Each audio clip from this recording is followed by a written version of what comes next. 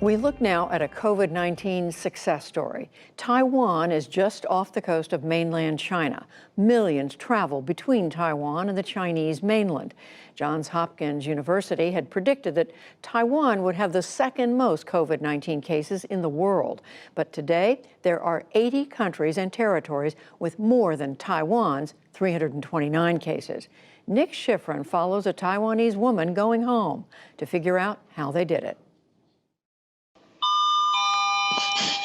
I'm currently at the Gatwick Airport in London. When 28-year-old Anna Lee left her boyfriend to fly home to Taiwan last week, she took no chances. Why are you wearing a mask and gloves and goggles? I'm trying to avoid any contact to air. Lee didn't feel safe in Britain, where the airports are empty and the Prime Minister was criticized for a slow initial response. If he is not even helping his own citizen, why would he help a foreigner like me? I thought, all right, I'll go back to Taiwan for now. Everyone's very careful.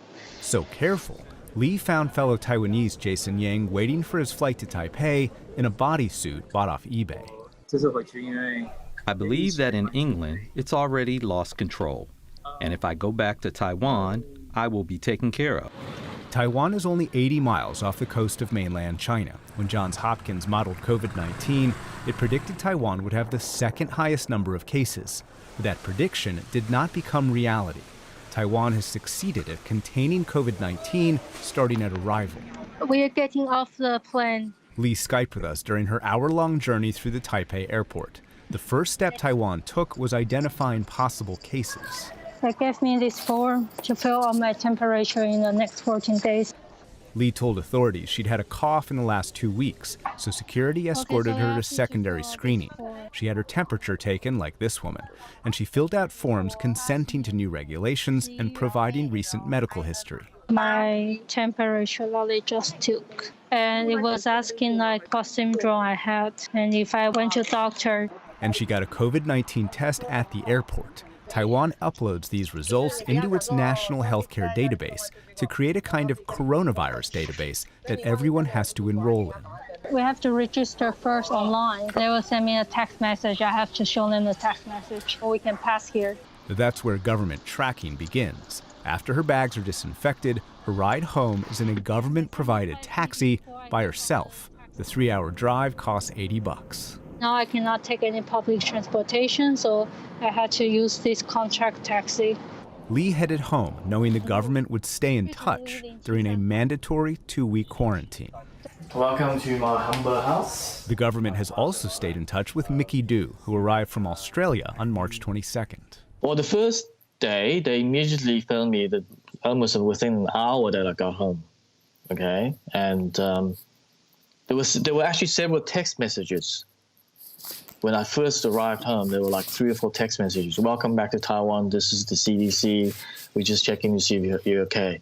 Mickey's girlfriend recorded him in his apartment. Everyone who arrives in Taiwan today is tracked by cell phone to make sure they stay at home.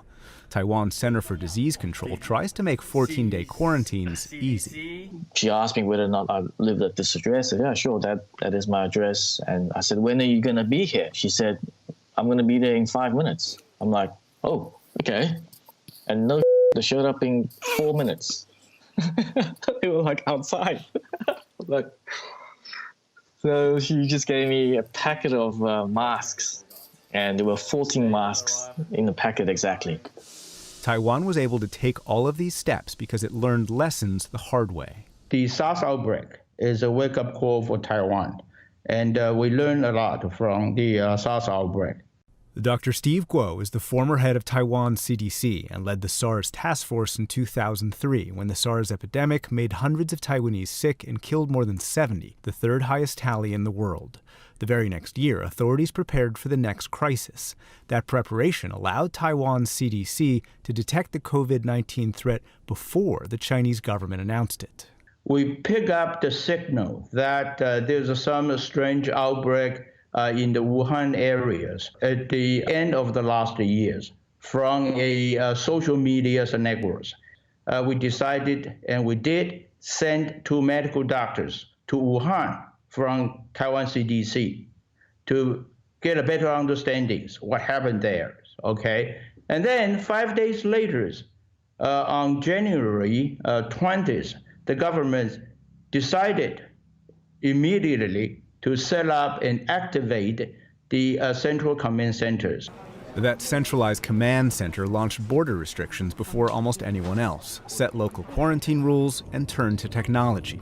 One phone app allows Taiwan residents to find stores with masks in stock. Another app provides information on all of those who are COVID-19 positive, where they've been, and their case histories. And the government made sure it had enough medical equipment. After the SARS outbreak, actually, we have the law to require hospitals to have a stockpile for all medical supplies for 30 days for the hospitals. Another reason Taiwan acted so early, they didn't trust either the Chinese government or the head of the World Health Organization, who in January praised China's response, says Bill Stanton, the former top U.S. diplomat in Taipei. He was just defending the Chinese position and echoing what they had to say.